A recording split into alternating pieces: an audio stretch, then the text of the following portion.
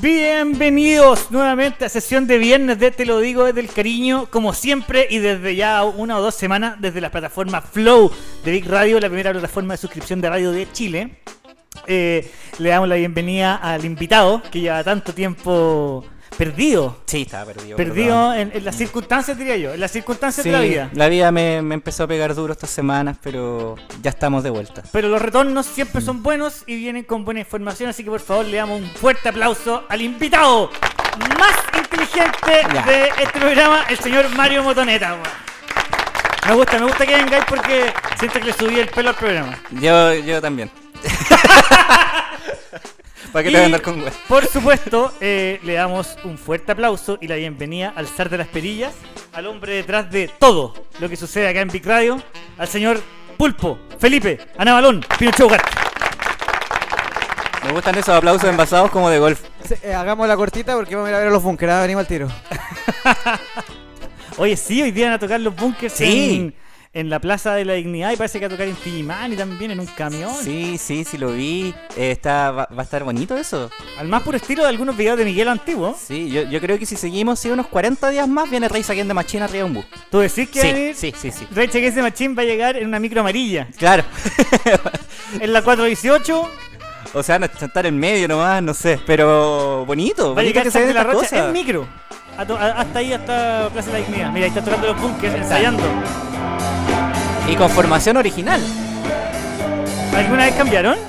O sea, nunca, pero se separaron y ahora volvieron los mismos gallos y qué bacán, pues, o sea, va a sonar tal cual como sonaba antes, me imagino. Y ahí están ensayando arriba del camión, no sé, el camión de la libertad. ¿O el camión de la dignidad? El verdadero bus de la libertad. Oye, yo le quiero dar un gran saludo también a la gente de Telegram que está al aire escuchándonos. Un saludo para ellos. Y hola, gente de Telegram. Marito, po. Oye, ¿qué pasó? Yo he estado estudiando. Así me contaste. Harto, leyendo harto, me leí el libro 1 vez y media ya. Sí. Bueno, ya se convirtió esto un poco en el show de los libros. ¿Para qué voy a andar con lecera? Sí. Y ya dejamos como un poco adelantado que uno de los temas que íbamos a tocar, que es un tema fascinante, que es el tema del ingreso básico universal. Ya. Y claro, ya llevamos hablando, por ejemplo, la vez pasada repasamos el libro de Ray Bregman, de David Graeber, Bullshit Jobs, y esto está muy relacionado con esto. Y este libro de Utopía para Realistas es como casi un manifiesto, una defensa de 3 ideas utópicas. Una sobre la renta básica universal, la otra es sobre el trabajo de la jornada laboral de 15 horas semanales, y la otra es sobre un mundo sin fronteras. Pero en este espacio vamos a dedicarle un poco más al ingreso básico universal, porque si nos largamos con todo nos vamos a farrear esos temas y es súper entretenido, la verdad. O sea, vamos a dividirlo en 3 capítulos, vamos a recorrer los 3 tópicos principales del libro. Sería bacán, porque una de las cosas que pasa, por ejemplo, en la economía es que es como tan dogmática. Es muy difícil meter temas que puedan ser como de alternativos o esas cosas, y es precisamente, al menos desde mi punto de vista, que en este momento hay que empezar a discutir un poco por fuera de la caja de la economía, porque esto es serio, anda, estos estudios, estas miradas nuevas económicas no son tan nuevas realmente, o sea, ya lo vienen hablando Paul Krugman, Joseph Stiglitz, hasta aquí en Chile Manfred Magnev, por ejemplo, en varios de sus libros ya estaban adelantando gran parte de lo que iba a pasar ahora. Entonces es tiempo y es momento de recuperar esos pensamientos para empezar, por ejemplo, a pensar en una nueva sociedad basada en otro tipo de indicadores, en otro tipo de propuestas económicas. Sobre todo ya que vamos a empezar un proceso constituyente. Entonces, a mí en lo particular me interesa mucho que conversemos estos temas. Po. O sea, que yo creo que tal como lo plantea el libro, estos momentos, no sé si de crisis, pero de cambios radicales dentro de un país, son los momentos clave para poder meter estos temas nuevamente a conversar, porque podemos llegar a algo a través de ellos también. Claro, aunque sea incluso, por ejemplo, el asunto de la renta básica universal es bien radical. Y es una idea que incluso yo no podría decir a priori que es la solución a todos los temas. De hecho está bastante cuestionado en varios ámbitos económicos. Y bueno, los cuestionamientos también hay que verlo de quién vienen, ¿cachai? Yo sé que escribimos, creo que la primera o la segunda vez que viniste, describimos el tema de la renta básica universal, pero si pudierais explicar la idea en qué consiste para la gente que no lo ha escuchado antes. En general, la renta básica universal es una forma de redistribución del ingreso de los países, otorgando un salario mínimo, ni siquiera un gran salario, un salario que pueda cubrir los costes básicos de la vida. Un living wage, sí. una cantidad de plata que me permita vivir. Claro, ¿Ya? una cantidad básica nomás, ¿Ya? ni siquiera una gran cantidad. A todos los ciudadanos de un país, a todos, onda, por el hecho de tener pulso, onda, no hay ninguna... O sea, tú por nacer tienes derecho a a este sueldo que te da el Estado. Claro, Sin ningún tipo de restricción. sin ningún tipo de restricción. Ya. Y obviamente ha tenido harta discusión básicamente porque cuando tú lo chantallas esa idea dentro de los modelos macro que existen actualmente, tú los se interfieren rápidamente por el hecho, por ejemplo, de la inflación o otros temas. Pero al margen de eso, ya han habido un montón de estudios que respaldan esta idea a escala un poco más chica, sobre todo con el combate de la pobreza, que ahí es donde se ha puesto el foco de los estudios principalmente. Y los efectos que han tenido los estudios y los experimentos que se han hecho son notables, son de una calidad increíble. Y aparte, no es una idea nueva tampoco. Onda, pasarle plata a la gente, estamos hablando ya que los primeros intentos onda, vienen como de la reina Isabel I, ¿cachai? O incluso en la Francia de Napoleón. Hasta incluso Nixon fue un gallo que estuvo muy de acuerdo con esto. Y siempre la oposición a una idea de una renta básica universal siempre tiene que ver con si tú decís todos los por qué, de por qué no hay que implementar algo así, siempre llegáis a cuestiones morales, siempre llegáis a cuestiones que no necesariamente se condicen con la realidad que han demostrado los estudios. Claro. Entonces, o sea, según lo que yo leía en el libro, por ejemplo, me aparecía mucho de que existía este prejuicio de que si se le entregaba plata a los pobres de manera sistemática, los Claro. pobres se iban a volver, entre comillas, más flojos de lo que eran. claro, o sea, podríamos O sea, partir porque por ahí. hay parte que la percepción del pobre, para la persona que legisla en estos temas, considera que el pobre es pobre porque no trabaja, porque es flojo. Claro, Entonces mira, ahí hay un error de conceptos. hay dos argumentos muy fuertes. Primero, que el primer argumento es que, por un lado de la izquierda, por así decirlo, que el lado más moral, el asunto de entregarle plata a los pobres así directamente, que el Estado les pase la plata, entra en conflicto con esta idea de que si a ti te dan plata gratis no vayas a trabajar.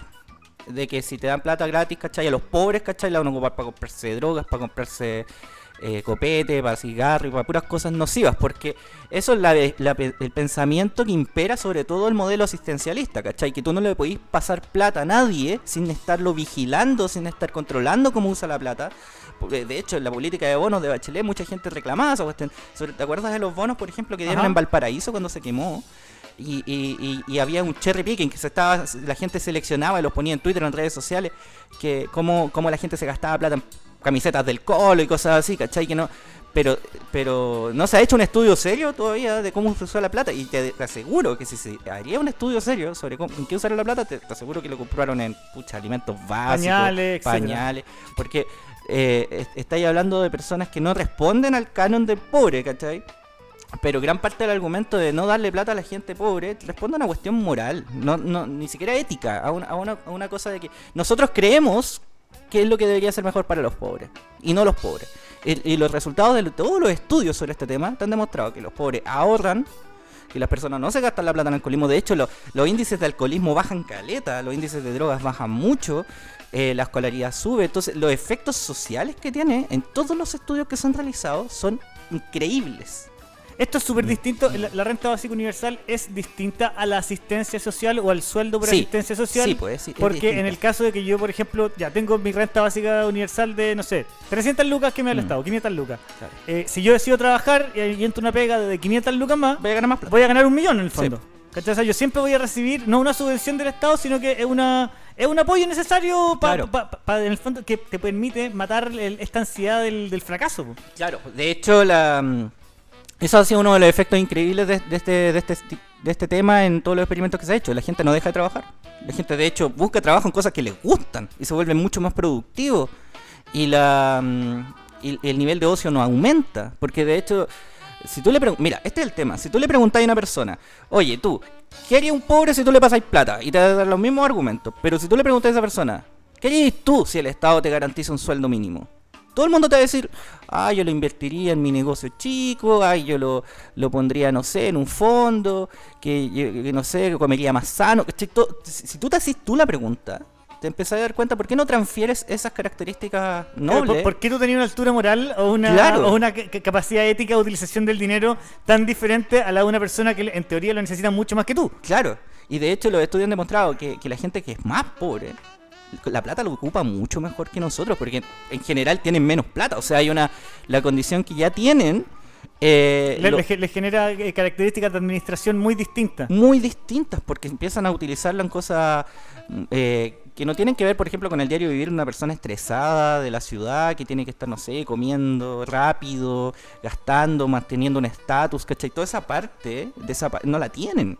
Entonces, tienden a administrar mejor la plata. Y hay un segundo argumento, que ya es por el lado de la derecha, que tiene que ver con el ahorro que tú podéis tener, si es que... Porque mira, el modelo asistencialista actualmente funciona, por ejemplo, distribuyendo parte del PIB a modelos de transferencia o de asistencialismo que funcionan bajo una estructura gigante. Se está hablando, y esto yo lo sé incluso ya de primera mano, porque mi papá, por ejemplo, fue dirigente de microempresario en los 90 y también participó en procesos también de redistribución muy similar a lo que hacía Muhammad Yunus en Sudáfrica, que es este gallo que entregaba microcrédito, y también en la Fundación Trabajo para un Hermano. Y una de las cosas que contaba era que el Estado le pasaba plata a estas fundaciones, pero gran parte de esa plata se iba a la administración de esa plata. Se iba, por ejemplo, que el Estado tenía que contratar un ingeniero que tenía que tener, no sé, una secretaria y 3... generar un plan de distribución de esta plata. Contratar psicólogos, y al final esos 100 millones que eran para los pobres eran 20. Claro, mi viejo revisaba, por ejemplo, los gastos operacionales de su fundación o de la fundación donde él trabajaba y se daba cuenta que prácticamente el 80% de los fondos se iban a temas de administración, ni siquiera a ver los resultados. Y el 20%, el 20 y tanto por ciento, sí iba realmente a redistribuir la plata, que más encima iba súper vigilada. O sea, las personas que querían, necesitaban esas lucas, tenían que presentar un plan de negocios, tenían que demostrar que la estaban usando bien, y que más encima tenían que gastar recursos de ellos para demostrar que estaban usando bien la plata. Entonces, la plata ya en este momento, en todos los sistemas asistencialistas, si tú la dividís por la cantidad de personas que querís beneficiar, es mucha más plata. Entonces tú podías ahorrar plata otorgándola directamente. Solamente que no queremos hacerlo por una cuestión moral o porque tenemos miedo de eso. Pero cuando empecé a revisar los estudios, por ejemplo, hay un estudio que tengo acá, a ver. Déjame hacer una pequeña pausa. Chiquillos, ¿Sí? Te hicimos una pregunta en el Instagram de la radio sobre este mismo tema, que es: ¿qué es lo que harías si es que el Estado te entregara un sueldo todos los meses sin condiciones? Y al final del programa, el último ratito, queremos revisar las respuestas. Así que métanse al Instagram de @BigRadioCL para que la puedan responder. Revísenla. Mira, te voy a contar, por ejemplo, en el año 2000, un compadre que trabajaba en una fundación de personas que no tenían casa, Lloyd Pendleton.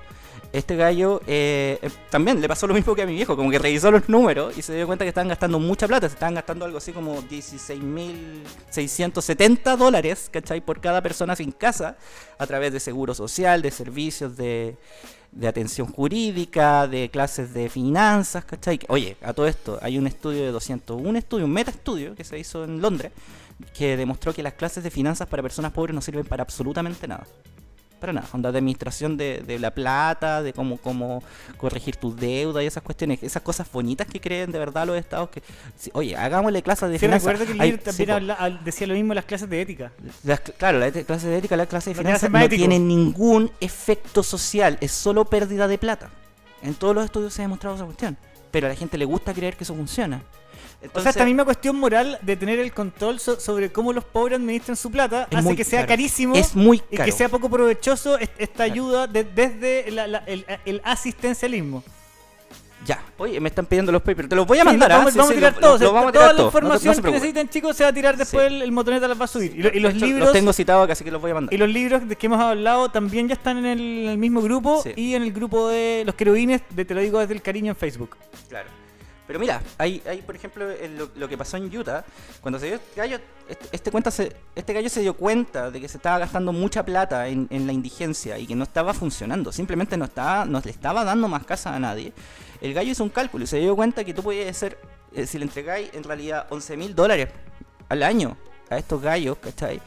Y puede ser mucho, y le otorgáis, por ejemplo, lugares donde puedan ocupar esa plata en vivienda básica. Este gallo sacó a todos los indigentes de las calles. Partió con un experimento de 13 indigentes. Y después ya el 2008 más o menos los sacó a todos.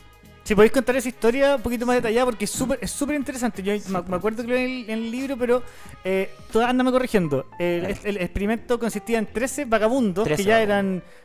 Que estaban perdidos. Pero vagabundo Sí. nivel 80. Sí, Sí. no, ni siquiera fue a buscar como a un vagabundo modelo, ¿cachai? Fue a buscar a un vagabundo penca, o sea, Traiga. que está en la caca. O sea, fue Tráeme al peor. al peor. Al Claro. más mancha, al más cagado. Sí, po. Fueron a buscar a los drogadictos, fueron a buscar a los alcohólicos. O sea, es una prueba, es un experimento bien extremo de llevar a 3 personas que no solamente están en la extrema pobreza, sino que están metidos en la drogadicción, Sí. un vagabundo de verdad. Claro. Y esos gallos, tengo entendido que 11 de esos gallos salieron de sus vicios. Los otros tenían un tema más crónico, pero los otros gallos los sacaron porque gran parte de los vicios, hay un montón de estudios psicológicos. La gente que... Bueno, yo no puedo hablar de psicología, pero gran parte de las adicciones tienen que ver con las carencias. Ni siquiera tiene que ver tanto con tus condiciones biológicas. Tiene que ver con ese tipo de cosas. Entonces, cuando ocurre esto, cuando ocurren con este plan piloto de 13, lo extienden y sacaron a miles de vagos de las calles. Miles. Lograron eliminar prácticamente la vagancia. Pero el periodo de estos Del experimentos 2000 más o menos al 2008. no es un periodo corto. Me refiero No, que para estos experimentos son de 4 años, Sí. 6 años, y con inversiones que tengo entendido no eran tan altas. que No, eran no son altas. Eso es lo 600 interesante. libras mensuales le entregaban a cada uno. Es que lo que pasa es que tiene que ser básico, eso es lo otro. No podéis pasar, no necesitáis una millonada para darle a la gente. Sí, incluso los vagabundos pueden complementar sus propios ingresos pidiendo plata. O sea, eso No también podéis es un seguir ingreso. pidiendo Podéis plata, seguir pidiendo pero plata, teniendo ¿cachai? Sí, arrendarte un departamento. Claro, O sea, es una cantidad de plata que te permita comer, pagar tus cuentas y vestirte, Vestirte. Y pagar arriendo. claro. ¿Y qué pasa? Por ejemplo, después el 74% de todos estos gallos encontraron pega. O sea, más encima, no solamente les sale barato el Estado hacerse cargo, sino que después creáis más plata en la economía. Yo me acuerdo que en una parte del libro contaban que incluso varios de ellos volvían con sus familias anteriores y se arreglaban, se salían de la drogadicción. Era realmente una solución, por lo menos a primeras luces. Claro.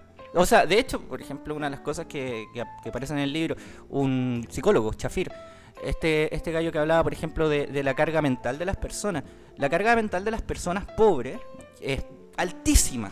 ¿A qué te referís con carga mental? Bueno, la analogía, bueno, si Remy va a ver este programa se va a enojar, pero la analogía... No está inscrito en Flow. ¿Tiene que pagar la suscripción el creador del ya libro, estamos no? con temas de suscripciones. Estamos con temas de suscripciones. Sí, y esto no lo está viendo nadie todavía. Esto lo está viendo mucha gente, pero se va a ver gratis la próxima semana. Va a aparecer en todas las mira, plataformas, ya. en Spotify y en YouTube y en Ya, Fotolog, en no se todas. está viendo ahora, ya, bueno. Pero no, si está al aire. Está al aire. Estamos al aire. Estamos al aire, ya. Ya que te comentaba, que por ejemplo, la analogía que hacía este gallo era el ancho de banda. O la carga de un computador. ¿Ya? Sí, tenía un montón de personas que están pensando en 20 cosas a la vez. ¿Cómo llego a fin de mes? ¿Qué compro hoy día para no gastar plata? ¿Qué tengo que pagarle esta cuestión? ¿Tengo que pagar esta cuenta? ¿Qué tengo que pagar la escolaridad a mi hijo? ¿Qué tengo que no me puedo enfermar? Y sabiendo que no te da. Claro. Sabiendo que si te fracturas una pierna vaya a caer en un ciclo Sí. de la pobreza eterno. Las posibilidades de tomar malas decisiones bajo ese contexto de estrés, ¿cachai? Es altísima. O sea, si tú le inyectáis cortisol a una persona, le vaya a provocar malas decisiones automáticamente. Ujú. De hecho, lo que él comparaba que la pobreza era tan fuerte el efecto sobre el coeficiente intelectual, por ejemplo, que la pobreza el coeficiente intelectual te baja 14 puntos por el hecho de ser pobre. O sea, por la cantidad de carga mental que tenís, que es el equivalente a ser alcohólico, el equivalente a no dormir por una noche completa. Genera daño cognitivo. O sea, una persona pobre es como si todos los días hubiera pasado de largo. Claro, de hecho el estudio, lo que pasaba con este gallo estudió un pueblo en India donde el ingreso de ese pueblo era las cosechas que ocurrían una vez al año. Entonces durante una vez al año esas personas tenían plata y el resto del año tenían que estársela aguantando nomás. Y lo cuático es que la medición que ocurría después de la época de cosecha arrojaba esos datos, ese problema cognitivo que ocurría en toda la población. Y antes... O sea, ellos claro. tenían plata una vez al año, se gastaban los primeros 6 meses toda la plata y después eran 6 meses de miseria. Claro, entonces, y durante los periodos de bonanza económica recuperaban esa habilidad cognitiva. Entonces, el problema no es que esta persona, como decía Margaret Thatcher, no es un problema de carácter, es un problema de pobreza. El problema de los pobres es que no tienen plata. Entonces tenéis buenos argumentos. Tenéis por un lado moral, el argumento de por qué tenemos pobres. Eso también, lo que tú me estás diciendo ahora también refuta el argumento de que la solución a la pobreza es la educación.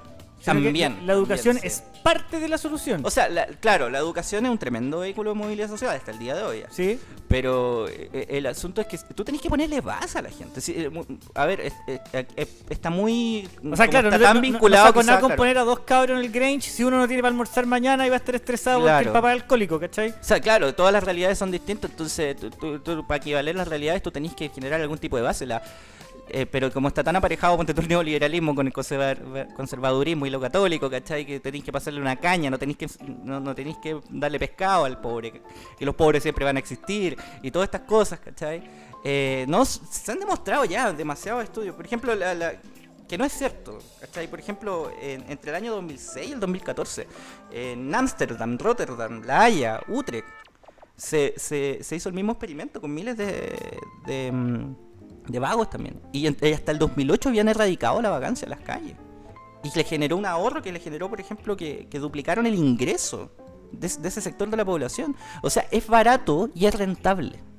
Ese es el tema. Y en términos generales tampoco a tan largo plazo. No estamos hablando en periodos de 10 años, sino que No, son estamos hablando 4 de o periodo 5. 4 o 5 años. Al mediano plazo tú podés solucionar temas así. ¿Y cuál es el argumento principal en realidad? Para mí, Pero al menos. una pregunta, en estos experimentos, porque no lo recuerdo bien, en el libro, una vez que estas personas salían de la pobreza, ¿se les cortaba ¿Cómo, perdón? se- Sí, en algún momento se cortó. Y siempre se corta por lo mismo, ¿ah? En casi todos los experimentos. El de Dolphin también se cortó por lo mismo. Que en Canadá. Que aparecen gobiernos conservadores. Y esos gobiernos conservadores ven esta cuestión como si fuera un mal gasto de plata. Y entonces O cortan. sea, los y además que lo ven experimentos, como una amenaza para la propiedad privada también, po. Claro, también. Entonces, pero hasta el momento donde se ha aplicado realmente el ingreso básico universal y ya lleva casi no sé, varias décadas, en Alaska. En Alaska tienen petroleras y en algún momento el pueblo tuvo control sobre parte de esas petroleras y en vez de transformarla eso en seguridad social necesariamente empezaron a repartir la plata. Y Sí, es Alaska, como la weá que uno dice cuando estáis viendo las noticias. Chile tiene una... De repente sale, ¿cachai? Cuando hay noticias de que Chile está en un buen momento económico, pero el precio del cobre. Claro. Y uno hueveando viendo el tele dice, oye, pero podrían repartir las lucas. Sí, po. Sí, po. Sí, po, weón. Sí, po, Es se puede, claro, exactamente la weá que hay que exactamente. hacer. Sí, porque de hecho repartir la plata entre las personas que viven en economía, como en economías domésticas, es mucho más rentable que repartir la plata, que la plata se quede en los ricos. O sea, ¿te das cuenta lo que acaba de pasar? Por ejemplo, que Piñera pescó $500 millones y los llevó a... Se los llevó. ¿Se los llevó? Los sacó de circulación en Chile. Sí, Sí, eso po. es lo... O sea, yo hice un cálculo otro día, que el 2009 Piñera se llevó, bueno, me van a tener que corregir si me equivoco, pero se llevó más de $2.000 millones al 2009 para paraísos fiscales. Paraísos fiscales. ¿Y qué ocurre con los paraísos fiscales? Esa plata después no renta en la economía. Esa plata es que se queda guardada debajo del colchón. Y no acá, po. Y no acá. Y si rentara, no estaría rentando acá. No está rentando. Esa plata no se invierte, esa plata se guarda. Esa plata está muerta. La plata de los paraísos fiscales está muerta. Es acumulación de capital. No, si probablemente la pueden traer para invertir, pero ya queda a criterio de la persona. Y lo más probable es que en periodos de crisis esa plata no se invierta. Por eso se saca. Lo que hizo Piñera en este momento leyó muy bien la crisis, pescó la plata y se la llevó. Y la pérdida es enorme. Porque si tú ponías esa plata en la economía, la reactivación que generáis es enorme. Porque la persona si una persona recibe esa plata, se la gasta casi toda. O sea, si no te la gastáis en Walmart, pero si te la gastáis en el almacén o te la gastáis, no sé, en tu peluquero y esas Porque cosas. si tenías esta renta universal y empiezan a aparecer los intereses de la gente en tener, no sé, su propio negocio, en empezar a trabajar en cosas que les gusta, la misma plata empieza a circular en la sociedad en la que estamos. Claro. Y eso hace que la sociedad tenga un flujo de dinero constante más alto y por ende creo que todos somos más ricos un poco. Claro, y de hecho una de las cosas que, bueno, se piensa mucho que esta es una idea un poco socialista, ¿eh? pero hay una cosa de que sí, la gente más de izquierda se ha hecho vuelto bastante mainstream esta idea, pero también se ha hecho bastante mainstream en los sectores liberales, porque también pareciera que esta idea contribuye a achicar más el Estado, porque en el fondo, si tú le empezás a dar plata a la gente, también empezáis, por ejemplo, tenéis que recortar de algún lado, podéis recortar de la seguridad social, Breckman dice que no hay que cortar esas cuestiones, porque esto no se trata de que el Estado deje de gastar por acá y empiece a gastar por acá. Esto se puede financiar con impuestos, subiendo un poco los impuestos a los más ricos, porque ahí está la plata.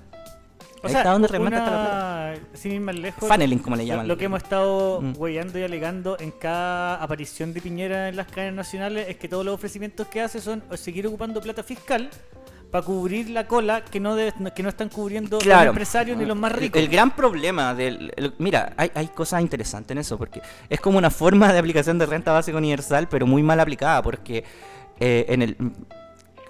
hay un mito que el 80% de las pymes, o sea, que el 80% del empleo lo dan las pymes. Y eso no es fue, verdad. eso fue alguna ¿Pero vez. en qué momento? En los 90, pero ahora Pymes que ahora son grandes empresas, por lo menos el 50%. claro, en general, pero no sé si el dato está correcto, pero sí, las pymes han crecido. Lo que pasa es que yo siempre he visto que hay muchas pymes en Chile que son pymes de facturación súper alta, po.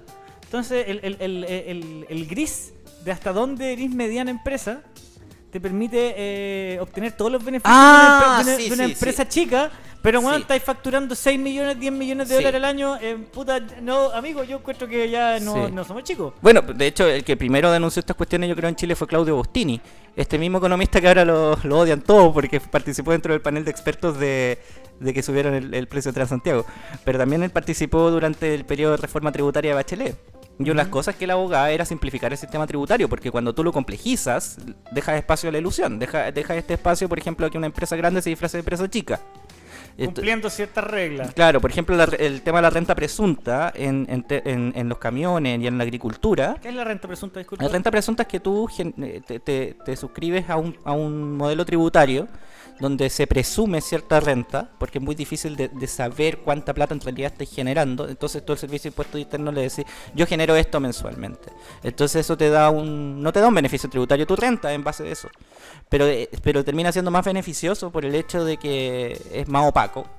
Y las grandes empresas están sometidas a otro tipo de regímenes tributarios que son mucho más altos. Entonces, ¿qué pasa?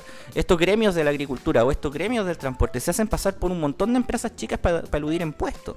Es lo que pasa con el multirod también. Con el multirod. Que el multirod tiene beneficios para el gran empresario en distintas aristas, impide la sindicalización, impide un montón de cosas. Y eso se pensó, porque se pensó para el gallo que tiene un camión, se pensó para el gallo que tiene un taxi. Tú no podías aplicar un régimen tributario para grandes empresas que fue pensado para pequeñas empresas, pero después se vicia y después es imposible sacarlo. Sí, gran parte de los gallos que quisieron pitear la reforma tributaria de Bachelet fueron camioneros. No sé si los viste alguna vez pataleando en el Congreso, y no eran camioneros. No eran camioneros, sí. No era gente que estaba sufriendo su realidad. No, mira, hay dos tipos de protestas de camioneros. Los protestas de camioneros que no quieren el taji, que salen con el cartel así como pintado, y los otros que son que aparecen con el cartel de plástico con vinilo impreso en plotter. No sé si lo habéis visto. Con sello de agua. Con sello de agua. Y esos son los que no... Esos son los que se hacen pasar por Marca camioneros. madera, luz de Claro. neón. Bueno, no sé, nos desviamos harto del tema, pero... Yo creo que el problema fundamental, por ejemplo, es la forma en que medimos la economía. El PIB, por ejemplo. Que el Producto Interno Bruto es un invento Sí. de... ¿Cuál es el objeto del PIB? El PIB es una tremenda herramienta para medir la economía en tiempos de guerra. Lo inventaron Keynes y Kuznets en la época de la Gran Depresión de Estados Unidos. Era muy buena idea mantener un indicador comparativo. De hecho, todos los países que estaban en guerra en ese momento lo ocuparon como indicador, porque en el fondo todo se vuelca a la producción, sobre todo a la producción de materiales básicos para crear tanques, ponte tú, los minerales, la producción que tiene que... Bueno, de hecho, el primer tomo de cómo se construye el PIB no tiene más de 40 páginas. No era tan complejo. Si lo que se estudiaba principalmente eran recursos minerales, eran recursos industriales, lo que ahora conocemos también como IMASEC también estaba un poco dentro de eso. ¿Pero qué pasa hoy día para medir el PIB con la cantidad de negocios digitales, por ejemplo? Ese es el tema, hay gran parte. Por eso crece esta la forma de medirlo Ahora exponencialmente mucho más grande. Ahora el texto tiene como 800 páginas. De cómo ¿Quién se lee mide. eso, weón? De hecho, ni los economistas se lo saben muy bien, si ese es el tema. Si ¿No lo saben o lo entienden? No se entiende mucho. O sea, ya, estamos en un caos igual. Más o menos, porque estamos en un caos. de hecho los italianos en algún momento, creo que ha entrado ya en la década del 2000, les pasó que estaban pasando por crisis económica, pero también los gallos descubrieron, o en realidad asumieron, que existía más plata en la economía dentro de las economías paralelas o las economías oscuras. Estáis hablando de narcotráfico, prostitución, ¿cachai? Economías que no están medidas. Bueno, sin ir más lejos, hubo un momento en que Colombia y México que se les calculó y parte importante de su PIB venía de las empresas fantasmas que inventaban los narcos y que pagaban sendos impuestos para poder justificar la cantidad de millones y millones de dólares que tenían. Oye, el narcotráfico podría estar en el Nasdaq. Si el nivel de plata que mueve el narcotráfico es absurda, o sea, creo que ya lo mencioné en algún capítulo, pero si tú te vas a la frontera, por ejemplo, de Estados Unidos con México, tú te encontrás con bancos como Dubai, po. O sea, y cuando no contáis esa plata, en el fondo también te estáis pasando a llevar parte de la economía. Porque esa plata se está moviendo porque igual, es plata igual. Es plata real. Sí, es que plata se real. está gastando no en droga y otro tema. Cuando los italianos empezaron a reconocer eso como plata, su PIB subió un 20%. ¿Eso te hace un país más valioso No, te hace un... o un país más próspero? te hace un país que mide... Que es más honesto quizá con sus cuentas nacionales. No, pero me refiero, si mi PIB es alto, significa que tiene más crecimiento económico. estamos De hecho, más bacán. claro, de hecho los italianos cuando hicieron esa jugada se les abrió mucho el tema de los créditos internacionales. Lograron mejorar sus tasas de interés. Hubo un auge económico muy grande después de eso. Porque consideraron eso como plata. Y la pregunta que se hace el programa, entonces, ¿cómo medir la plata? Porque gran parte del PIB se basa en el consumo, en la producción, la industria. O sea, de hecho, el ingreso nacional en términos macros se mide el consumo, más el gasto público, más la producción, más las exportaciones netas, que son las exportaciones menos las importaciones. Y no sé qué otro variable que se me fue. Pero, ¿cómo medís? Hay partes de esa ecuación que no sabéis cómo medirlo. Ese es el tema. Por ejemplo, en algún momento se midió la leche materna en Estados Unidos. ya. ¿Cachai? Espérate, ¿Cómo? Lo mesuraron. Por ejemplo, lo equivalieron al precio de la leche de vaca, la leche materna. Entonces empezaron a medir la producción de leche materna. Lo que no se estaba consumiendo es leche de vaca, pero el equivalente es leche materna. La leche materna. Lo que las guaguas tomaban. Lo que las guaguas toman Se empezaron estaba a ponerle metiendo- un precio, como Ya. para cachar cuánta plata estamos generando en pura leche materna. Y la conclusión es que llegaron que en Estados Unidos solamente anualmente se producían 110.000. Bueno, es mucha plata, si eran como 110.000 millones de dólares en pura leche materna. Que si lo pusieras dentro del PIB sería como más o menos el gasto militar de China. Entonces, esas son las cosas que no mide el PIB. Esas son las cosas que tú no... ¿Cómo medías algo? El desarrollo e innovación, ¿lo mide el PIB, ponte tú? La inversión en Es innovación. muy difícil de medir. Es muy difícil porque, mira, el PIB, gran parte de lo que queremos... ¿Cuál es el ciudadano modelo del PIB? Es un ciudadano que no almuerza en su casa, que come en el mall, que está tapado en pastillas, que trabaja un montón, Espérate, tiene ¿cómo- dos cómo- trabajos. Come en el mall y le pasa plata al McDonald's. Está tapado en pastillas y le pasa plata a la farmacéutica. Claro. Anda en auto y le pasa plata a las marcas de auto, le pasa plata al TAG Claro. y le pasa plata a las bencineras. Sí, y ojalá destruya el ecosistema lo más que pueda viajando en avión, teniendo un auto que consuma mucho petróleo. Que cambie la televisión cada 6 meses y el teléfono todos los años. Claro, si tú tenés varios ciudadanos así, el crecimiento te sube al tiro. Y ese es el tema. Porque pero, al ahora, mismo tiempo- pero el costo social es enorme. Como. claro, ese es el tema del costo social. Y ahora nos acercamos a un periodo prácticamente, no sé, un periodo que nunca habíamos conocido como humanidad, que es el momento en que nos va a pillar el cambio climático. El cambio climático tiene que cambiar el paradigma económico, necesariamente, porque el cambio climático nos tiene que obligar a tener bienes más durables, a que los autos duren, no sé, 20 años y que consuman lo menos posible, ojalá. O sea, si tú cambiáis O sea, toda... el principal enemigo del cambio climático, en teoría, sería, o uno de los grandes enemigos, sería la obsolescencia programada de productos y servicios. ¿Cómo? Perdón. Que la obsolescencia programada es un gran enemigo del cambio climático. Pero también es mejor aliado para el Producto Interno Bruto. O sea, si algo es obsoleto y que se vuelve un bien de consumo en términos del tiempo, relativo al tiempo, mientras menos durable sea algo, es mejor para el crecimiento económico. Si tú sacáis todas las... Paulsen decía esta analogía, pero si tú sacáis todas las ampolletas, por ejemplo, de esas de 100 watts, las ponís con puras ampolletas de consumo bajo, tú bajáis el crecimiento económico. Si la gente, por ejemplo, se dedica a poner sus propios huertos, si la gente empieza como a comprar más comida en la feria, o sea, Claro, si cocinan la si el casa, supermercado deja de crecer, también se afecta sí, a po, esa si, empresa si baja su huella de carbono, si hacen cualquier medida para mitigar el cambio climático o su propio gasto, tiene efectos nocivos para la economía, y por eso hay que empezar a cambiar un poco los indicadores. ¿Sí? El PIB es un indicador que nos ha mandado directo a la hiperproducción, al hiperconsumo, a la destrucción del medio ambiente. Y por eso necesitamos, por ejemplo, ¿qué valor tendría entonces un pino de 1000 años? Bajo si el único valor que tiene es un momento en que lo hasta que no sea mueble no valdría nada. No valdría nada, pero según tú tiene valor, no sé. Para mí tiene un valor, tiene un valor social, pues. Claro. Me permite respirar de cierta forma cada árbol que está parado, pues. Claro. Y también lo vinculo con el tema de bullshit jobs. Por ejemplo, ¿tú crees que un consultor de marketing para las empresas de pastas de dientes que también se dedica a generar estrategias de comunicación y de trabajo cognitivo de consumo y capacitación especial y que todo claro, si ese cuando desaparece no pasa nada, no pasa absolutamente nada. Si por ejemplo los daneses hace poco eliminaron las cajas de pasta de dientes, porque ¿para qué? Y obviamente generaron un problema económico, obvio. Un montón de gente que se dedicaba, no sé, a las cajas de la pasta de dientes. El diseñador llorando, que sí. Ya no tenemos para diseñar cajas. Pero los daneses cacharon locos, no tenemos que tener tantas cajas, si no es necesario. Y la sacaron. Y lo mismo pasó, por ejemplo, con los plásticos en el mismo libro Utopía pero realista hablaban que en Irlanda, creo. ¿Irlanda? En Irlanda, sí, o en Escocia. ¿Ya? Hubo un momento que los banqueros se fueron a paro. Y no pasó nada. Y no pasó ni una wea. Estuvieron los banqueros 6 meses a paro. Sí, y los weones no pasó nada. Así que la gente, como no había plata, empezaron a inventar su propia plata y a imprimir su propia plata. Y que hasta el día de hoy en algunos lugares de Escocia circulan, los últimos ya, trozos de plata falsa hecha a mano, firmada. ¿Qué funcionaba? Y los banqueros, Sí, pues, sí. y los banqueros encargados del crédito eran los weones de los bares. Sí. Sí, pues.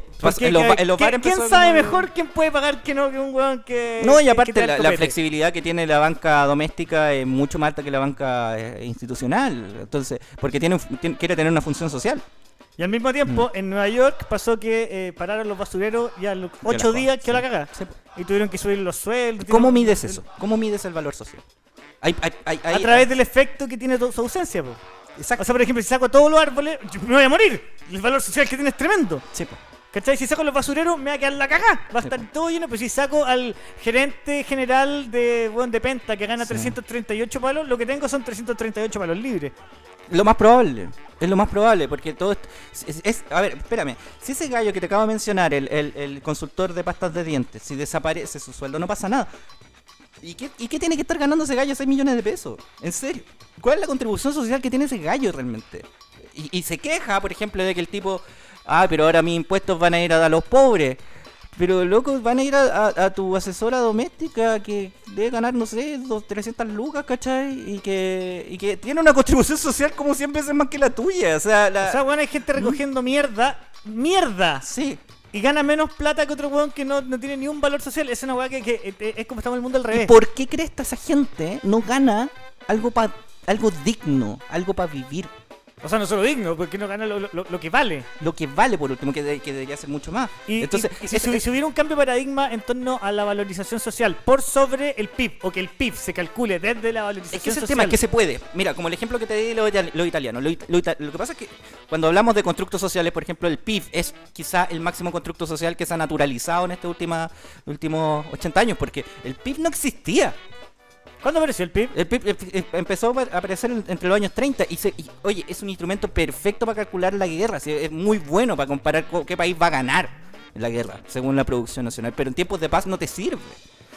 Pero se empieza a volver una cosa bien sacerdotal. Antes los economistas daban lo mismo. O sea, antes de los años 30, que importaban mucho más la gente que trabajaba en organizaciones sociales y que le informaba al presidente, oye, está lleno de alcohólicos. Era mucho más importante eso que andar preguntándole al dios de la economía, porque cachado que la economía tiene hasta características atribuibles antropológicas, como que los mercados están nerviosos.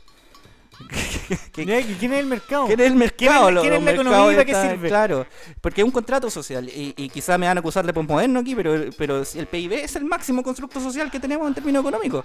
Porque, por ejemplo, hay constructos sociales que son naturales, la plata, por ejemplo, como lo que mencionabas tú con los nórdicos que inventaron su plata. Lo mismo le pasó a los argentinos, que empezaron con una economía de dulces cuando cayeron en crisis. Por ejemplo, a veces no te podían dar el vuelto en plata porque no había plata, entonces te pasaban dulcecitos y los dulcecitos se empezaron a transformar en una forma de token económico. El token Es un Bitcoin de claro, caramelo. Sí, po. Hay un libro muy bueno de David Graeber que se llama El Deuda. Alcacoin, que le El dicen. Alcacoin, claro. Y David Graeber que tiene otro libro que se llama Deuda, una historia como de 1000 años, y que cuenta porque la plata en realidad es súper fácil de crear. Tú necesitas a 4 personas para crear un concepto de plata. La tokenización es una de las formas más simples de constructo social y ya es más o menos natural. Pero cómo se mide es una decisión de nosotros. Si los italianos cambiaron el tema y muchos países han cambiado, ven su PIB de formas distintas. Y es respetable. Entonces nosotros también podemos hacer cambios. Nosotros también podemos incorporar en el PIB, por ejemplo, asuntos como el trabajo doméstico, asuntos como el trabajo no remunerado, asuntos como... También, porque es plata. Es plata. Y es plata también, por ejemplo, los bienes durables. Es plata la plaza. El valor social de una dueña de casa. También debería estar en el PIB. Pero no está en el PIB, no está en un indicador de crecimiento económico. ¿Cuánto hace que el crecimiento económico, por qué no es afectado por cuán inteligente o cuán estudiados son nuestros estudiantes? Tenemos las cabezas más inteligentes del mundo. Esa tiene que valer algo. Claro. Tiene que tener algún valor económico. Y Oye, si te tú no invito lo una cosa. mides, no existe. Ese es el Te invito tema. una cosa para que hagamos una Sí, pausa. dale. Vamos a una cancioncilla. Dale. Vamos al baño, nos tranquilicemos poco y seguimos después con Te lo digo desde el cariño. Ya. Y ya estamos de vuelta con el segundo bloque de Te lo digo desde el cariño. Día viernes por las pantallas de Big Radio, por la señal de radio modo audio y como siempre desde la plataforma. Yo me siento un innovador acá estando con la plataforma Flow Pulpo. Yo creo que yo soy ya... Me siento como el Richard Branson de la radio. Así como tengo el mejor modelo. Modelo de... Ahí está ahí. Oye, que es algo bonito. Mira, qué impecable. Acuérdense la pregunta que tenemos en el Instagram de la radio. ¿Qué es lo que harían ustedes si el Estado les diera un sueldo mínimo sin condiciones? Queremos saber qué piensan y qué opinan. Yo creo que estos revoltosos van a responder por la lucera. Estos revoltos. Sí, estos cabros Estos malulos. pero bueno, para el deseo nos van a... Nos van a pescar para el chuleteo. Sí, yo creo, nos van a pescar para el tendeo. No... Mira, no te preocupes porque el otro día estuvimos con el pulpo revisando tele de los 90 y llegamos al calientómetro. Calientómetro, una weá esa huevita que tú te tomabas y el inolvidable. Claro, y te medía... Te subía o que cambiaba el color de... Yo nunca supe cómo funcionaba. Una vez estuve buscando todo el día cómo funciona y todavía no sé. Debe estar en internet hoy día, debe estar la solución en ¿cómo se llama? En alguna página de YouTube. Sí. ¿Cómo funciona el calientómetro? El misterio de la... En volá funciona, así que tan lívido tenés. De pronto estáis bien. Así como es un test médico, es como que te lo pasa el sexólogo. Ya, tome esto por 5 minutos y vamos a medir su nivel de Uy, vida. usted está... ¿Ah? ¿Ah? Que te lo como el doctor de la... ¿Cómo se llama? El doctor de las mujeres. Claro. El ginecólogo. El ginecólogo, Oiga, claro. usted está con la... Oye, está sí, con... salieron los resultados de esos calentómetros y pucha. El calientómetro. Difícilmente va a tener... Papa Nicolau. Ah, tiene que decir Papa Nicolau, el calientómetro, Claro. mamografía. Sí, es... Ah, ya. me salió negativo el calientómetro. Ay, estos malulos quizás que nos van a No, responder. van a responder por la lecera. Pero no Entonces, importa. ¿en qué habíamos quedado? No sé, pero estábamos hablando del PIB. Sí, Pero ¿sabéis qué? Echamos una mirada como un repaso rápido de los ya. estudios de... Repaso que para la prueba de mañana. Sí, mira. Londres 2009. Ya. También hubo un plan piloto donde a 13 personas se les dieron algo así como 3.000 libras, 3.000 euros a cada persona al año. ¿Cachai? Ninguna de esas personas vive en la calle. Ya, eso ya lo habíamos visto, sí. Hay una fundación que se llama Give Directly, que funciona en Kenia y en Uganda. Que se llama literalmente dar directamente. Dar directamente. Así, deposita yo paso. Bajó la indigencia en un 38%. Eso fue en Kenia. En Kenia. Aumentó la compra de ganado en un 58%. Porque lo que se hacía antes era que se les pasaba una vaca y un curso de cómo administrar la vaca. No Esa funcionó. weá, sí, entonces la weá de controlarle a la gente que chucha No hace con sirve. su plata no sirve. No sirve para absolutamente nada. Porque de hecho, si yo no quiero una vaca, Claro. para administrarla no voy a aprender ni una weá y lo más probable es que me coma la vaca y ahí termino. No, la weá. probablemente tú con la plata te compré un cabrito o una oveja, O la algo weá que tú que sepas. o la weá que te interese. Sí, pues, si Ya. tú sabías que te ibas a gastar la plata, no un millonario con varios PhD, ¿cachai? 42% bajó el hambre en Kenia, que era un problema gravísimo. Bajó 42% con la fundación Give Directly. en Uganda. ¿Y eso esa plata es del Estado o son donaciones que van directamente a la No, gente? no, estos son donaciones, eso es lo interesante. Hay varios millonarios del mundo que están aquí como poniendo plata en esta cuestión, porque de verdad, sobre todo millonarios de Silicon Valley, esta idea pegó caleta entre los de los Zuckerberg, ¿cachai? Esa gente que se dedica a la industria. Porque también, ¿sabes que igual los interpela a ellos? Porque una de las cosas que se habla, por ejemplo, del ingreso básico universal es que generaría inflación. ¿Por qué? Porque una de las como fundamentales de la inflación es que si tú ponís más plata en el mercado, la plata empieza a valer menos, entonces los bienes empiezan a costar más. O sea, un argumento que dice, ya, pero si te pasan 400 lucas, ahora la leche va a costar 6 lucas. Entonces... ¿Eso es un mito? No, si tiene algo de verdad. Lo que pasa es que, por ejemplo, cuando se habla de esto, que por ejemplo países socialistas o países como más comunistas, ¿cachai? Han empezado como... Nunca se ha hecho en realidad en un país comunista una repartija de plata. Primero. Lo que se ha hecho por lo general es la expropiación de grandes empresas, la recuperación de algunos recursos. ¿Y qué pasa? Los inversionistas se van al carajo, se agarran su plata y se van. Que es lo más normal del mundo. O sea, si un país empieza a quitarte como tus bienes, te vas. Y eso genera harta inflación porque ya no tenéis inversión, en el fondo. Y eso hace que toda la producción empiece a subir de valor. Entonces no es que baje el valor de la plata, lo que hace son subir los bienes, porque ya ahora tienes escasez de bienes. Y entonces eso es lo que provoca inflación en mayor medida en los países que les pasa esta cuestión, ¿cachai? Donde la inversión se va.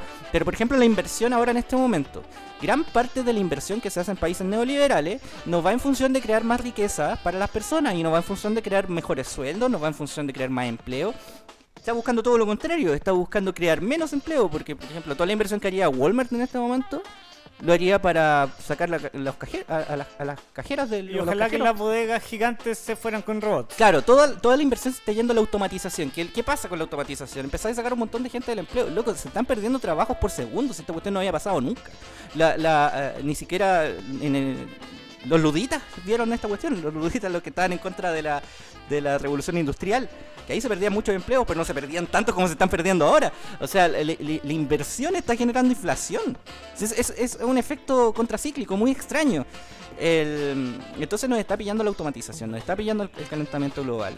Y el modelo... Pero la automatización es automáticamente una receta para que se pierdan empleos, o si es que existiera una renta básica universal o una solución alternativa como esa, generaría que la gente busque o invente sus propios nuevos empleos y emprendimientos. Los seres humanos no estamos diseñados para el rendimiento, primero. Para el rendimiento. Para el rendimiento y la hiperproducción. No estamos diseñados para esa cuestión. De hecho, ya los computadores, ya las máquinas ya nos pasaron.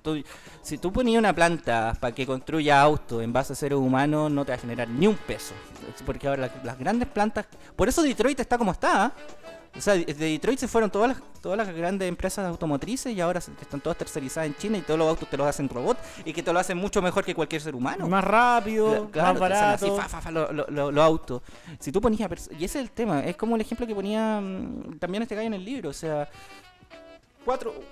tú para interpretar una melodía de Mozart de 4 violines necesitáis 4 violines y que ninguno de los gallos vaya más rápido que el otro. No que echáis a perder la melodía, entonces el valor de que tiene esa cuestión es la melodía misma.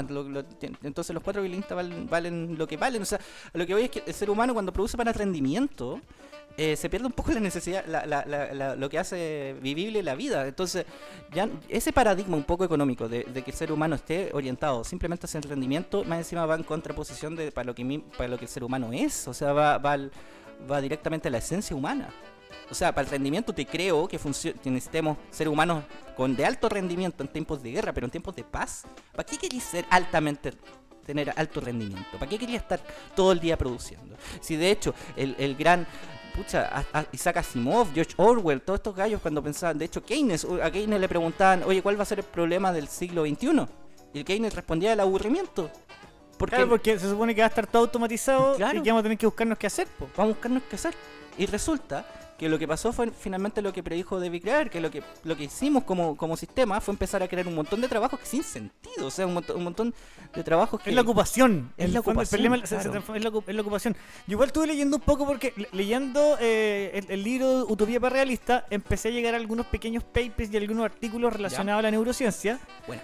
Y decían que en el fondo el ser humano, claro, no está hecho para el rendimiento ni para la producción en masa. No. pero tampoco está hecho para estar tirándose la guata todo el día, ¿cachai? Tampoco, sí. Sino que al humano le gusta hacer cosas. Sí, po. ¿Cachai? De hecho, el ingreso básico universal lo que vendría a corregir un poco es que primero bajar la producción nacional, porque de hecho, o sea, hay más casas que hay gente sin casa. Hay más comida que gente con hambre. O sea, de hecho tenemos que estar pensando en administrar economías de abundancia en vez de economías de escasez. De hecho, ya es un cambio de paradigma económico, porque como lo describía Adam Smith, lo que se administra es la escasez. O sea, sin ir más lejos, en Estados Unidos se vota el 40% de la comida que se produce. Exactamente. O sea, de hecho, hay experimentos londinenses donde, por ejemplo, los supermercados tienen que poner otro supermercado al lado, o un gran galpón donde tengan que poner toda la fruta, toda la comida que se va a vencer en los próximos 3 días, para que la gente la vaya a buscar. Pero sigue siendo un modelo asistencialista.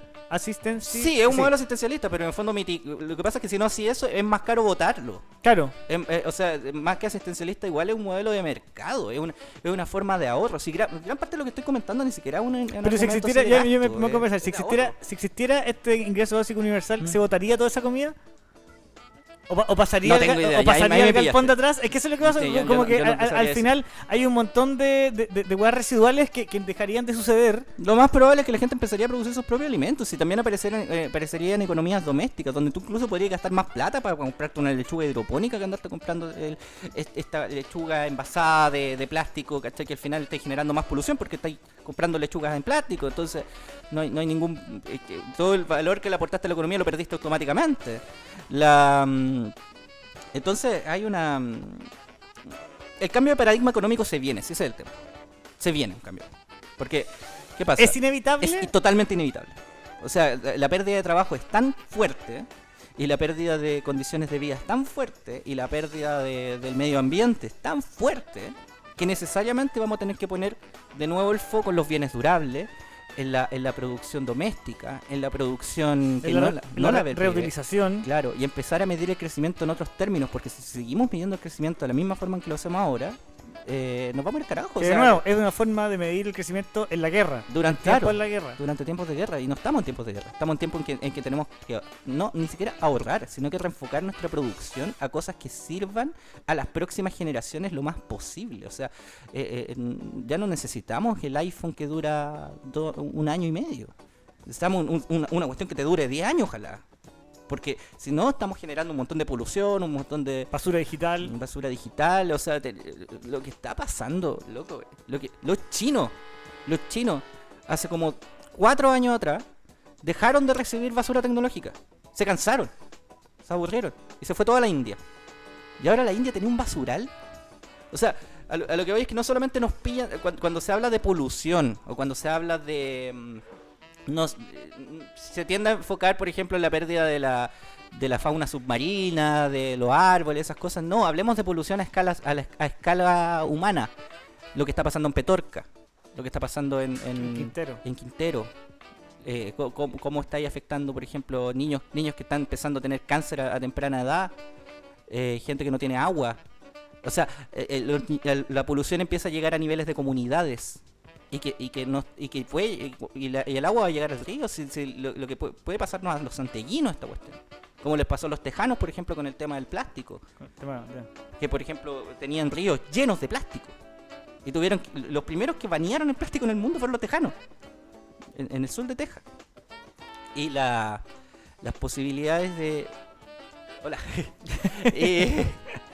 y eso más o menos para dónde voy con todas estas explicaciones, que en el fondo yo no soy un tipo que esté en contra de la economía ni nada, sino que igual es necesario en este momento empezar a repensar la economía, porque hay varios fenómenos contracíclicos que no estábamos viendo. Por ejemplo, que la inversión se empieza a transformar en un efecto inflacionario, que eso no pasaba.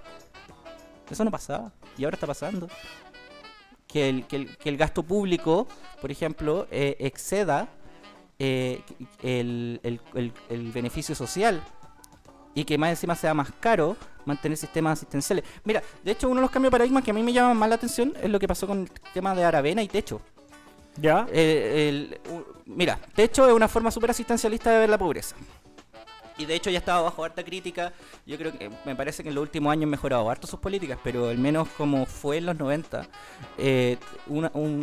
por ejemplo, los loteos que de las tomas, que eran casas como lograron lotearlo en 25 metros cuadrados, algo así como de 25 a 30 metros cuadrados. Ujú. Entonces sobre ese terreno se construyó una casa completa de material ligero, entonces tenía comunidades gigantes llenas de media agua.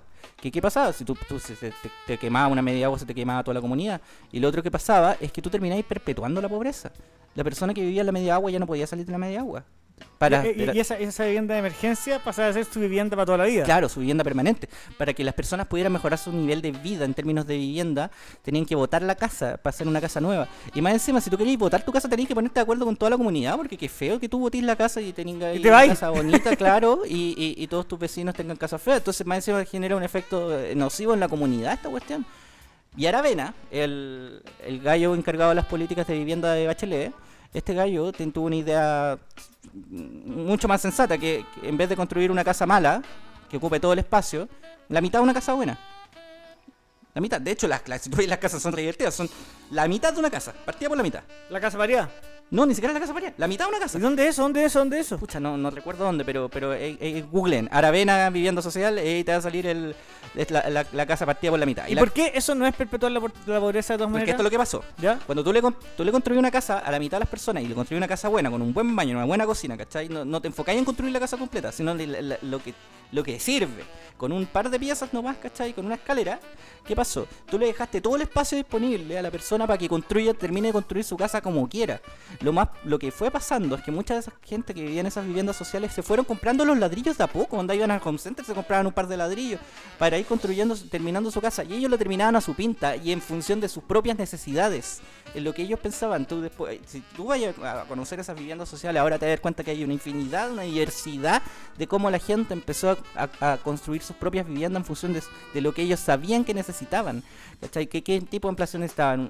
¿Una pieza para 2 personas? ¿Una pieza para 3 personas? O una sala de juegos. Una sala de juegos, ¿cachai? No, sí, pues, de verdad. Una sala para el PlayStation, no sé. Mira, ahí la está mostrando el pulpo. ¿Cachai? Que se construye la mitad de una casa y la otra mitad de la casa te la construís vos.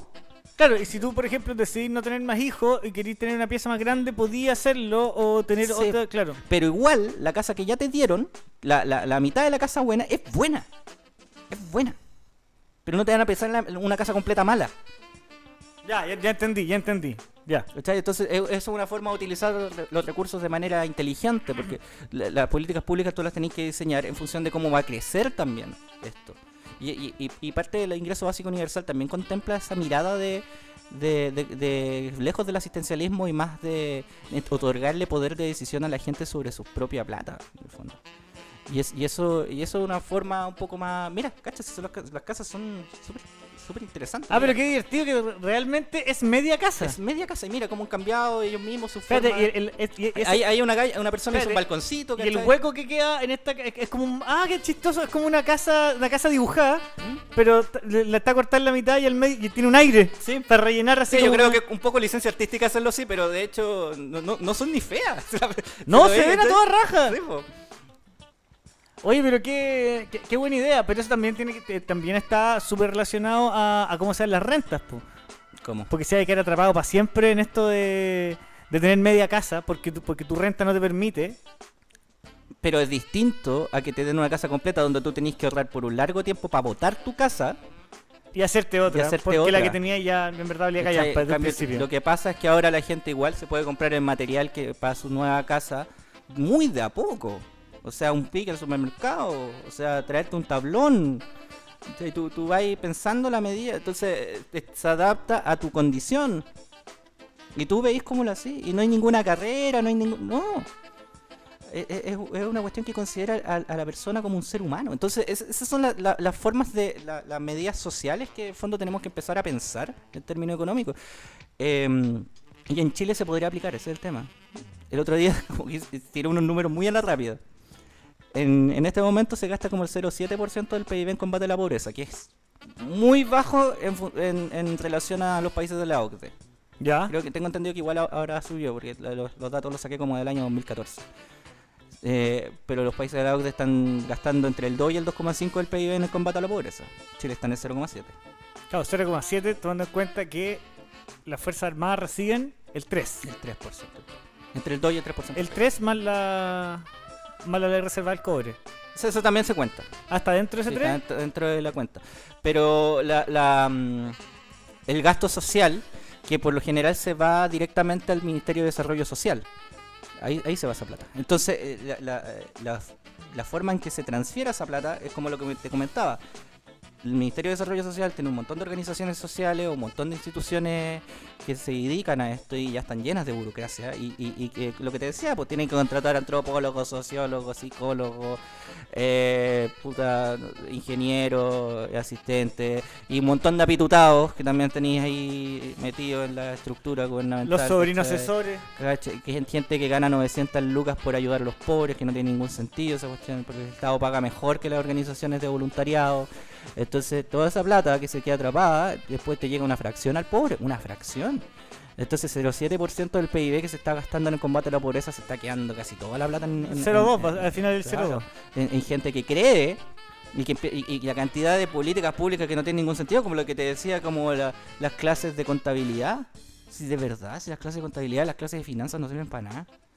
Entonces tenía un montón de políticas públicas que no tienen ningún sentido, que son súper simpáticas, que no aportan en nada. Y si tú calculáis, por ejemplo, en Chile tenemos 4,4 millones de pobres. Si tú consideráis la pobreza multidimensional. A ver, Mira. ¿cómo es esto de la pobreza Estáis multidimensional? hablando de que prácticamente el, no sé, 20 y tanto % de Sí, la porque es población. demasiada gente. Po. Sí, lo que pasa es que tenéis supuestamente como dos tipos de pobreza. La pobreza de la pobreza de ingresos y la pobreza multidimensional. La extrema pobreza es aquella que tiene esos dos niveles de pobreza. La pobreza multidimensional se trata de que tú tengas alguna, dos o más carencias dentro de las cosas básicas que tenéis que tener para vivir. Alimentación, nutrición, vivienda, salud, pensión, salud, educación. Y si tú eres carente en algunos de esos aspectos, dos o más, tengo entendido que ya ahora se está midiendo, tú eres pobre. Eso es como lo que hablábamos la otra vez que... Si no tenés salud, eres pobre. Si te que haya un sueldo que si te haya un sueldo si te falta el sueldo el próximo mes y tu vida caga, en verdad eres pobre virtual, o sea, eres como clase media virtual. O sea, estáis dentro de lo que se llama pobreza multidimensional, en algún aspecto, y tiene grados. Y tú por estar en esa condición, por poder, por ejemplo, voy a inventar, te lográis pagar una casa relativamente bonita en la Florida, ¿cachai? Tenés tu auto, estáis pagando las cuotas, pero si el próximo mes no te llega el sueldo, se te cae la vida entera, Sí. eres pobre. O te da cáncer, no sé, a un familiar le pasa algo. O sea, el nivel de vulnerabilidad también está O sea, considerado. también el nivel de vulnerabilidad que tenés en torno a tu estilo de vida también te puede no dejar... está tan considerado, pero sí está en cierto grado. Por ejemplo, Pero en términos reales eres pobre. Si Claro. estáis completamente permeable a cualquier vicisitud de la vida y cualquier vicisitud de la vida te vuelve automáticamente pobre o sea, efectivo. mira, en términos estadísticos no. Pero sí en términos de como tú lo estás planteando. Yo creo que es una buena visión verlo si querís pobre por el hecho de que estáis un sueldo de que te queden las cosas. Es una forma de verlo. Pero en términos estadísticos la pobreza multidimensional tenéis que tener una carencia efectiva en alguna de esas cosas. O sea, si no tenéis como... Te tiene que faltar efectivamente algo. Claro, y creo que se mide, por ejemplo, si tú tenías escolaridad hasta cierto punto, por ejemplo. Ya. Si tú no tenías acceso a salud, no tenías acceso a algún bien básico, como por ejemplo, tú puedes considerar a toda la gente que está viviendo en los pueblos de Petorca como pobre porque no tienen acceso al agua. Que es un bien básico. Claro, no tienen acceso a bañarse. Entonces están dentro, toda una población completa está dentro de la pobreza multidimensional. ¿Y eso está contemplado, por ejemplo, en los índices de pobreza Sí, en Chile? sí, ¿Ellos están considerados como O pobres? sea, están dentro de lo que se llama pobreza multidimensional. No les dicen pobres, pero les dicen pobreza multidimensional, que es de hecho fue... Esa forma de disfrazar la weá para variar. No, de hecho, no, está bien dicho el término. De hecho, Felipe Larraín incorporó eso dentro de la casa. Esto se empezó a pensar de nuevo. Y los datos son horribles. O sea, si tú consideras a toda la población que está dentro de cierto nivel de pobreza, tenéis 4,4 millones de chilenos que están en eso. Y lo que se llama extrema pobreza, estáis hablando que pobreza de ingresos, que es gente que no alcanza a un ingreso por encima de la línea de la pobreza, y gente que más encima tiene pobreza multidimensional, son aproximadamente 590.000 personas el 2017. Y esas personas ya son la extrema pobreza, y la extrema pobreza es un porcentaje que ha bajado harto. Ese es el tema. La transición ha contribuido a bajar ese nivel, si lo que ha aumentado es la otra. La multidimensional. Eso solo aumenta. Y hay algo interesante en los dos datos. Hay una encuesta de la... creo que la vi en esta fundación como el Hogar de Cristo, que ellos revisaron la última encuesta que hacen. El 60% de las pobres y el 60% de los pobres multidimensionales, algo así como el 63%, creen que su situación es buena. Entonces... Bueno, eso es lo que conversamos, creo Claro. que hace 2 capítulos, que en las encuestas le preguntaban a la gente si se sentían pobres y decían, no, yo soy clase media. Eso es clase media. Son todos clase media y Claro. están hasta la calle. Entonces es muy difícil que ocurra una cuestión. Por eso te digo que el cambio de conciencia social que está ocurriendo es quizá uno de los cambios más brutales y más potentes para cambiar la economía. Porque en el momento en que la gente se empieza a dar cuenta de su Es que en esta situación, perspectiva el hecho de Sí. asumirte como pobre te permite tomar decisiones súper distintas en base a cuáles son tus reales necesidades y aprender a enmascarar o tapar por un rato los caprichos que tenemos dentro de esta ficticia clase media, y ¿cachai? saber qué es lo que tienes que exigir. O sea, todas las exigencias de este movimiento tienen que ver con pobreza multidimensional. Tienen que ver con todos esos aspectos. O sea, pensiones, salud, educación. De las carencias efectivas que tienen más de 4,4 millones de chilenos en este momento. Entonces, ¿y cuál es la otra? Si tú pescáis el 0,7% del PIB que se va al Ministerio de Desarrollo Social y lo dividís por toda la cantidad de personas que están en esa situación y te pasáis un sueldo básico basado en el PIB anual, le podéis pasar a cada persona 400 lucas mensuales. ¿Cacharon o no? Como Motoneta le acaba de resolver el problema de la pobreza. Oye, te quería pedir un minutito, Dale. Motoneta, para darle las gracias a quienes hacen posible este programa. Y este es nuestro auspiciador favorito, el que más me gusta a mí. ¿Sabéis quién es? Es Mr.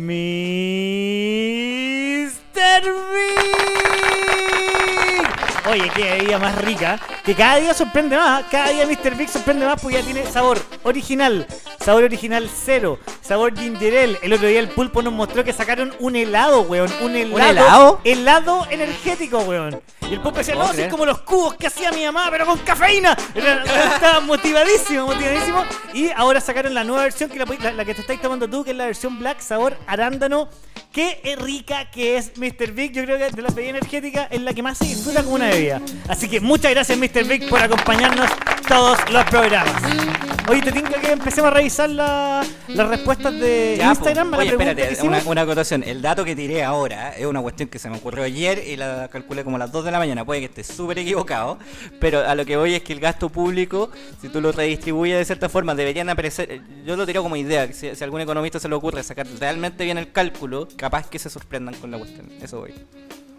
Es un número, no sé si ficticio, pero un número calculado al aire, pero en el fondo sí, podría entregársele una renta básica mensual al Al 4.4 millones de pobres que hay. O no lo hagáis al 4,4. Hazlo a los 560.000, 590.000 que están en la pobreza extrema. Y de verdad, te aseguro que con ese porcentaje del PIB que se está gastando en combatir la extrema pobreza, si tú lo distribuyes, terminas con la pobreza extrema en Chile. Así. Se acaba. Sacáis a todos los vagos de las plazas, sacáis a todas las personas de ¿Cómo se llama el ministro de Hacienda? ¿O el de Economía? Dimondo. Dimondo. Escucha, Briones, Motoneta. ¿no? ¿Ah? Briones, sí. Que es como un niño con terno. Lo están tirando. Mira, para aquí está apareciendo la respuesta. Invertirlo y hacer su negocio.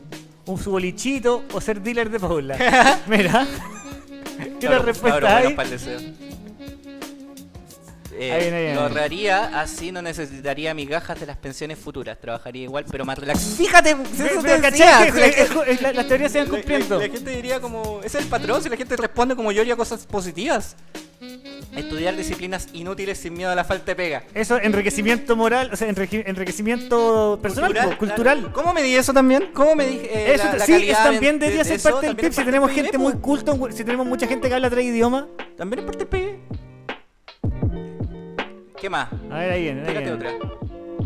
Compraría al por mayor, WIT, y así no gastar tanto en WIT. Mira, apoyo a esta persona. Igual, Pero es una igual inversión. son concepciones de ahorro y de Claro. mejorar la vida, no es despilfarro, ¿cachai? No, incluso el gallo quiere tenerlo como una cosa durable. Pagaría todos los gastos básicos de vivienda y trabajaría 30 horas semanales. Mira, Y eso es el tema que vamos a tocar la próxima semana, porque aparejado a este tema, también viene la reducción de la jornada laboral de 15 horas semanales, que es lo que propone Red Dead Berkeley. mira, lo usaría para mis gastos cotidianos. O sea, todo lo que quieren resolver sus necesidades, todos quieren resolver la base de la pirámide de Maslow, que yo sé que está ultra atrasada, pero todos resolviendo la pirámide de Maslow tenían una tranquilidad para dedicarte a las cosas que realmente te llaman la atención y que te llenan, te fulfilling no sé decirlo en español, qué horrible. No sé. Que te llenan como persona, po. Hacen la vida un poco más gratificante. Oye, qué bonito programa, Motoneta. Me gusta que vengáis para acá porque sé que me hacéis leer. Si nos Buena. reíamos delante de que hoy te dejó tarea el Motoneta. Y sí, yo me leo el librito. ¿Y te gustó? Sí, he aprendido harto. Igual es cercano a los libros que leo. Yo siempre he leído sobre el ocio, leo mucho sobre innovación, sobre nuevas ideas, creatividad. Entonces, este tipo de teorías respecto a la economía me son súper interesantes. Yo creo que empodera un poco.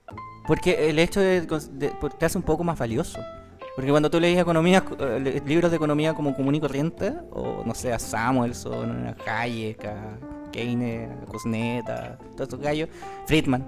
O sea, de hecho, Milton Friedman, el gallo que inventó el modelo neoliberal en Chicago y lo chantó en Chile, ese gallo está de acuerdo con la renta básica universal. En algún minuto se la propuso a Nixon. Entonces, bueno, en el libro, así es, ese es el espectro de pensamiento. En el libro hablan de de que Nixon no implantó la renta básica pero universal. Estuvo a punto, pero no lo implantó por un estudio falso que habían hecho en el 1800. Que probaba, que entre comillas, probaba falsamente que los pobres no trabajaban, eran flojos, po. Sí, po. Qué espantosos. Qué espantosos los economistas, weón. No, terrible. O sea, por eso, como mira, Jorge Yochoa dijo una cuestión muy verdad, que los mejores estudios económicos no los están haciendo economistas. Están haciendo psicólogos, antropólogos, sociólogos. Ahí está un poco la mano para lo que se viene, porque los economistas están muy pegados en la lógica neoliberal. Y esos modelos se están empezando a destruir por lo mismo que te decía, que por ejemplo los efectos contracíclicos de inflacionarios relativos a la inversión no se vio venir eso. Entonces hay que cambiar un poco los modelos también macroeconómicos anteriores. Porque ¿cuándo fue eso? O sea, ya fue. Hay cosas que ya fueron. Oye, ¿qué pasa? ¿nos vemos el otro miércoles? Ya, pues. ¿Y el otro miércoles qué vamos a hablar para que adelantemos? Sobre la jornada laboral de 15 horas semanales. Mira, hoy día hace poco se aprobó la de 40 y Motoneta ya viene con la innovación. Vamos con 15 monocus. Vamos con 15 Esto nomás. fue, te lo digo, desde el cariño.